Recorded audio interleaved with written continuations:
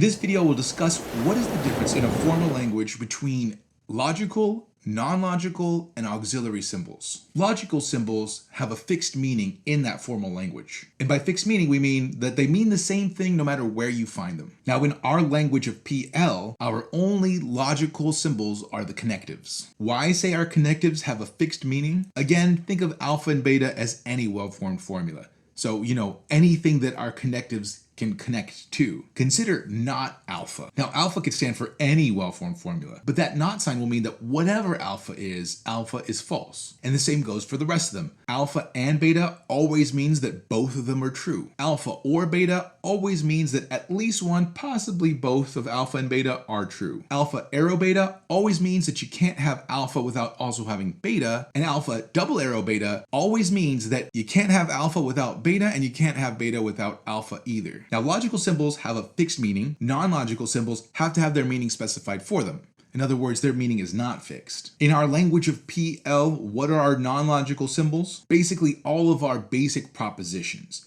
A, B, C, all the way through Z, including all the subscripts. A sub 2, A sub 3, B sub 2, B sub 3, all of those. And why say that their meaning has to be specified? Well, consider not A. The not means that A is false.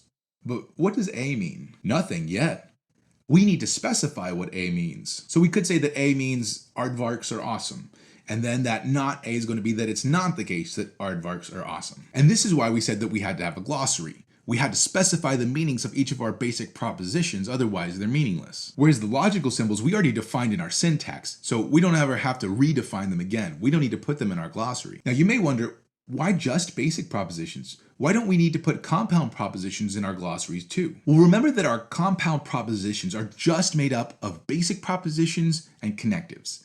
Now, connectives have a fixed meaning. There are logical symbols. So we already know what they mean. Our basic propositions we're going to define in our glossary. So we're already going to have everything inside of that compound proposition defined. We won't need to say what this compound proposition means because we'll be able to rate it off just from the glossary and our logical symbols. Of course, you may be wondering, but what about those parentheses, right? It's not all just logical and non-logical. True, we also have auxiliary symbols. So logical symbols have a fixed meaning. Non-logical symbols, they don't have a fixed meaning. You have to actually set their meaning for them.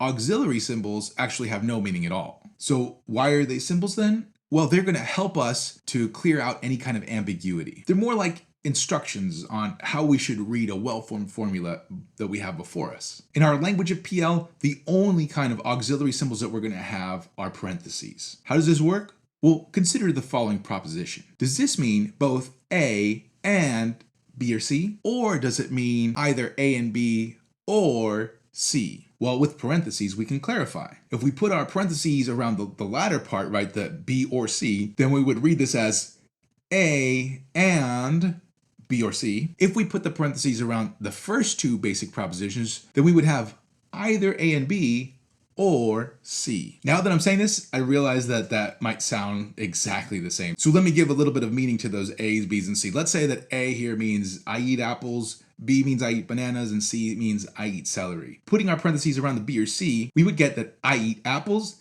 and it's also the case that I either eat bananas or celery. But putting the parentheses around the A and B, we would get either I eat apples and bananas or I eat celery. And now that hopefully you've actually heard the difference between the two, you might think, but wait, then don't parentheses have meaning? They mean read it this way and not that way? Well, yes and no. This is actually more like instructions on how to read the well-formed formula than it is some kind of meaning that goes into the well-formed formula. And to see why, think of it this way. We actually could do the exact same thing we just did without any parentheses altogether. So let's say I wanted you to read my well-formed formula that second way where the parentheses are around the A and B and then we have the or C. Well, I could actually just make a rule. Always read it from left to right.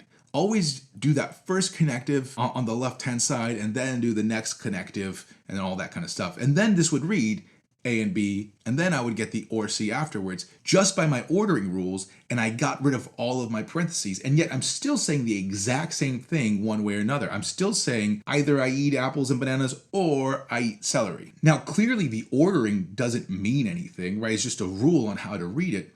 So if our parentheses are just doing the exact same job as the ordering rule did, then obviously they don't mean anything either. Now, that particular strategy I mentioned isn't going to work for everything. There are some better strategies, and we'll talk about them later. But the whole point of it was to show that these auxiliary formulas don't actually add any meaning to our well-formed formulas. We get all of the meaning from the logical and non-logical symbols. Still not convinced? No big deal. It's really not going to change anything. You can call them logical symbols if you want to, but we're really going to get the same results. That's all we have for the difference between logical, non-logical, and auxiliary symbols. In my last video, I said to also read 2.5.3 and do 2.5.3.1 exercises for this video.